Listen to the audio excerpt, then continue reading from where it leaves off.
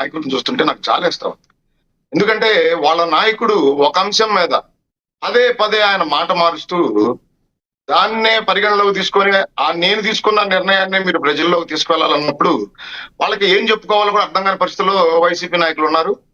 ఈ రోజు నేను సూటిగా అడుగుతా ఉన్న వైసీపీ నాయకులు కానీ జగన్మోహన్ రెడ్డి గారిని కానీ, ఈ రోజు మీరు సిఆర్డిఏ పరిరక్షణ సమితి అని ఒక 4-5 నాయకుల్ని మీరు వేయటం జరిగింది.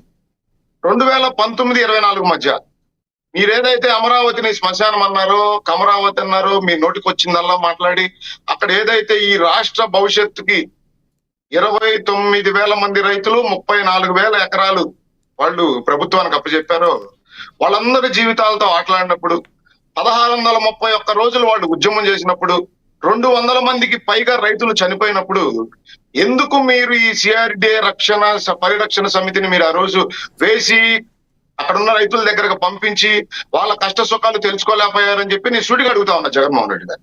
అదేవిధంగా జగన్మోహన్ రెడ్డి గారు తాడేపల్లి ఇంటి నుండి సెక్రటరియట్ కో అసెంబ్లీకో రావాలంటే బార్ గేట్లు, పోలీస్ కవాతులు, ఏ విధంగా ఆ రోజు ఆయన పరదాల మాటున కనీసం ఆ ప్రాంత రైతులకు అపాయింట్మెంట్ కూడా ఇవ్వకుండా తిరిగిన జగన్మోహన్ రెడ్డి గారు ఈ రోజు హాస్యాస్పదంగా 29,000 మంది పైగా రైతులు ఈ రాష్ట్ర భవిష్యత్తు కోసం 34,000 ఎకరాల పైగా ఈ రాష్ట్ర భవిష్యత్తు కోసం అందజేస్తే అక్కడున్న 10 మందో 20 మందో వైసీపీ ప్రేరేపిత ఏదైతే ఈ రోజు మాట్లాడుతా ఉన్న రైతులు, అదే విధంగా వైఎస్ఆర్సీపీ పార్టీ సానుభూతి పరులు ఈ రోజు అడ్డు తగులుతా ఉన్నారు. అమరావతి ప్రాంత అభివృద్ధి కోసం వాళ్ళందరినీ పరిరక్షించేదానికి ఒక కమిటీ వేయటం.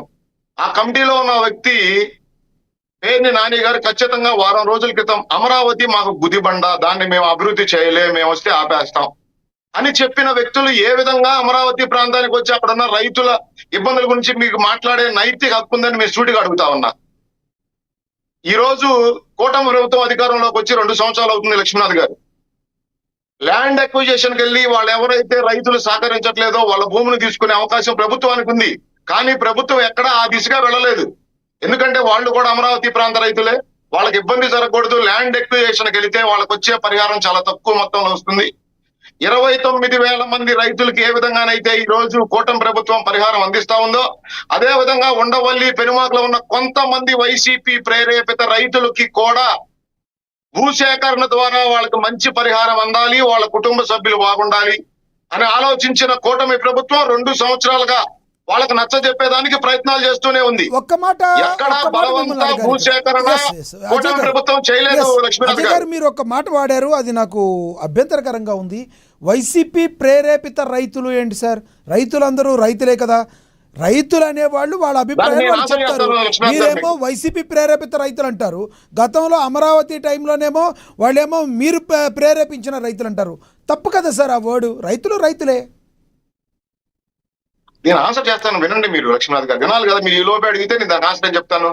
ఈ రోజు నేను చెప్తాను, అడుగుతున్నా నేను దానికి ఆన్సర్ చెప్తాను.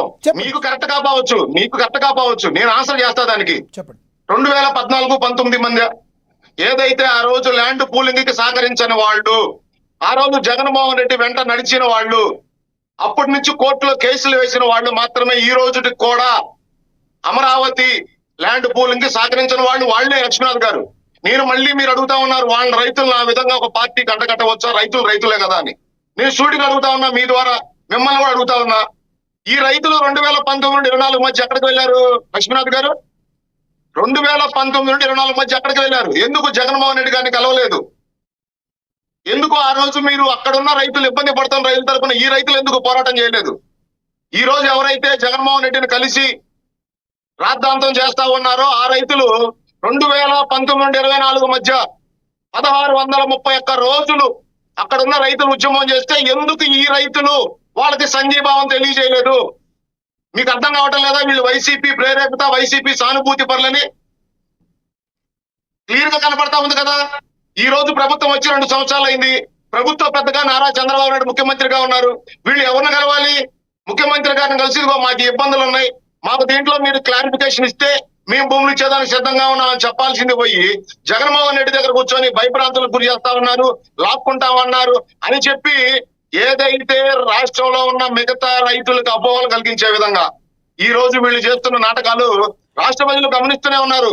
లక్ష్మీనాథ్ గారు అజయ్ కుమార్ గారు గతంలో వాళ్ళు మీరు మాట్లాడారు, మాట్లాడిన మేము మాట్లాడారు. గతంలో మాటల్లో సార్ అజయ్ కుమార్ గారు మీరు మాట్లాడిన మాటల్లో నాకైతే రైతుల్లో కూడా చీలికొస్తున్నట్లుగా చీలిక తెచ్చే ప్రయత్నంగా మాట్లాడుతున్నారు. ఇప్పుడు జనాలందరూ కూడా ఓట్లు జగన్మోహన్ రెడ్డి గారికి వేశారు, మీ కూటమి ప్రభుత్వానికి వేశారు.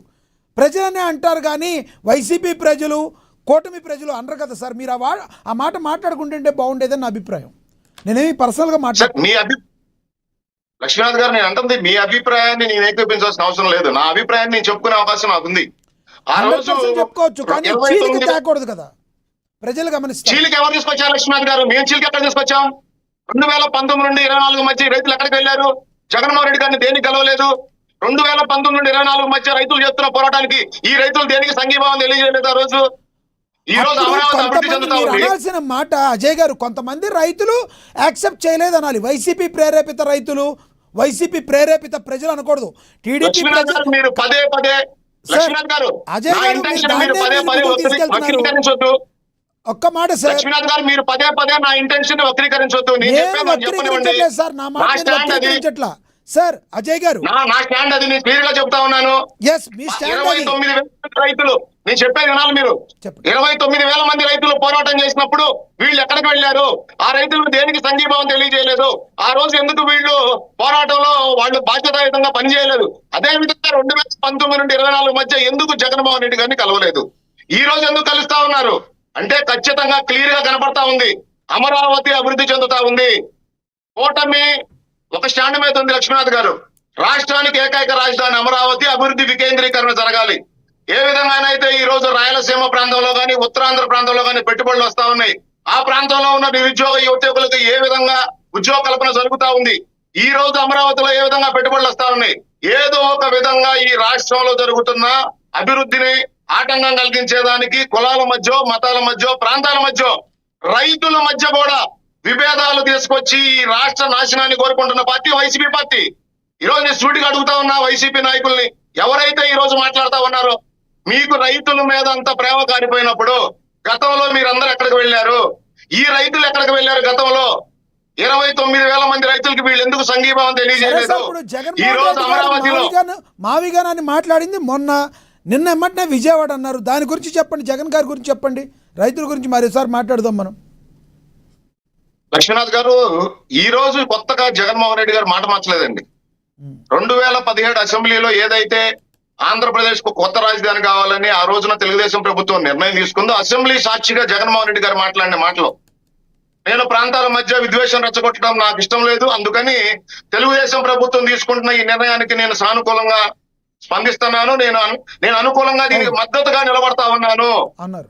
విజయవాడ గుంటూరు మధ్య రాజధాని రావాలి, 30,000కు పైగా భూములు ఉండాలి రాజధాని నిర్మాణానికి చెప్పిన జగన్మోహన్ రెడ్డి గారు 2019 సార్వత్రిక ఎన్నికల ముందు జగన్మోహన్ రెడ్డి గారి పార్టీలో ఈ రోజు మంత్రులుగా పనిచేసిన వాళ్ళు, ఎమ్మెల్యేలుగా పనిచేసిన వాళ్ళు, ఆ రోజు ఆ ఇంటి ప్రారంభోత్సవంలో మాట్లాడుతూ చంద్రబాబు నాయుడు గారికి అమరావతిలో ఇల్లు కూడా లేదు, జగన్మోహన్ రెడ్డి గారు ఇల్లు కట్టుకున్నారు.